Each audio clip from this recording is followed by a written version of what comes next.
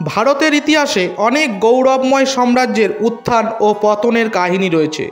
আজ আমরা জানব এমন এক সাম্রাজ্যের কথা যা অরাজকতা থেকে উঠে এসে বাংলাকে দিয়েছিল এক গৌরবময় অধ্যায়। অষ্টম শতাব্দীর শুরুতে বাংলায় চলছিল এক গভীর রাজনৈতিক সংকট। শেষ বৌদ্ধ সম্রাট হর্ষবর্ধনের মৃত্যুর পর বাংলায় কোনো কেন্দ্রীয় শাসক ছিল না।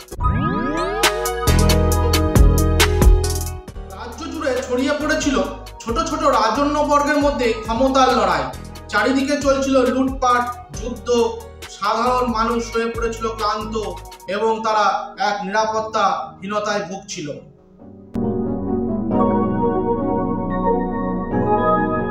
এই সময় বাংলার জনগণ নিজেরাই একজন শাসককে বেছে নেওয়ার সিদ্ধান্ত নেয়। তারা বেছে নেয় একজন যোগ্য শাসককে, যার নাম ছিল গোপাল।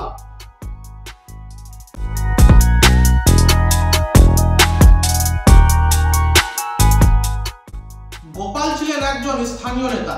তিনি তখনকার সময়ে অরাজকতা ও অন্তর্দ্বন্দ্বপূর্ণ পরিস্থিতিতে জনসাধারণের দ্বারা নির্বাচিত হয়ে রাজা হন। গোপাল ছিলেন বৌদ্ধ ধর্মাবলম্বী। তিনি ছিলেন অত্যন্ত বিচক্ষণ এবং দক্ষ সেনাপতি। তিনি অল্প সময়ের মধ্যেই বাংলাকে একত্রিত করেন এবং শান্তি শৃঙ্খলা ফিরিয়ে আনেন। 750 খ্রিস্টাব্দে আনুষ্ঠানিকভাবে গোপাল সিংহাসনে রাজা হিসাবে বসেন। এরপর থেকেই শুরু হয় বাংলায় পাল সাম্রাজ্যের উত্থান। গোপালের পর তার পুত্র ধর্মপাল বাংলার সীমা বাড়িয়ে নিয়ে যায় মগধ, বর্তমান বিহার, উত্তরপ্রদেশ, এমনকি কাশ্মীর পর্যন্ত। এক সময় পাল সাম্রাজ্য উত্তর ভারতের একটি সর্ববৃহৎ সাম্রাজ্যে পরিণত হয়। পাল সাম্রাজ্য শুধুমাত্র রাজনৈতিকভাবেই শক্তিশালী ছিল না, ছিল জ্ঞান, বিজ্ঞান ও সংস্কৃতির কেন্দ্র। বাংলার এই পাল যুগে ছড়িয়ে পড়ে বৌদ্ধ ধর্ম দক্ষিণ পূর্ব এশিয়ার বিভিন্ন প্রান্তে। আর এই যুগেই বিশ্ববিখ্যাত নালন্দা ও বিক্রমশিলা বিশ্ববিদ্যালয়ের বিকাশ ঘটে।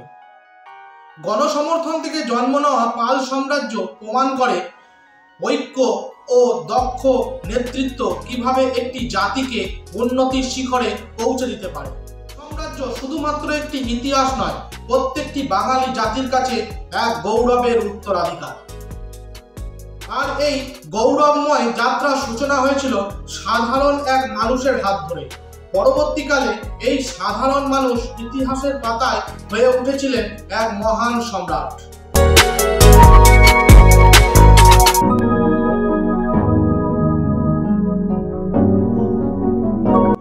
গোপাল তার রাজধানী স্থাপন করেছিলেন মগধে, যেটি বর্তমান বিহার। তিনি নিজে বৌদ্ধ ধর্মের অনুগামী হলেও তার শাসন ছিল ধর্মনিরপেক্ষ ও প্রজাবান্ধব। তার হাত ধরেই বাংলার ইতিহাসে সূচনা হয় এক দীর্ঘস্থায়ী ও গৌরবময় রাজবংশের। আপনি যদি এমন ইতিহাসভিত্তিক ভিডিও দেখতে পছন্দ করেন তাহলে লাইক দিন, শেয়ার করুন এবং সাবস্ক্রাইব করতে ভুলবেন না। দেখা হবে পরের পর্বে।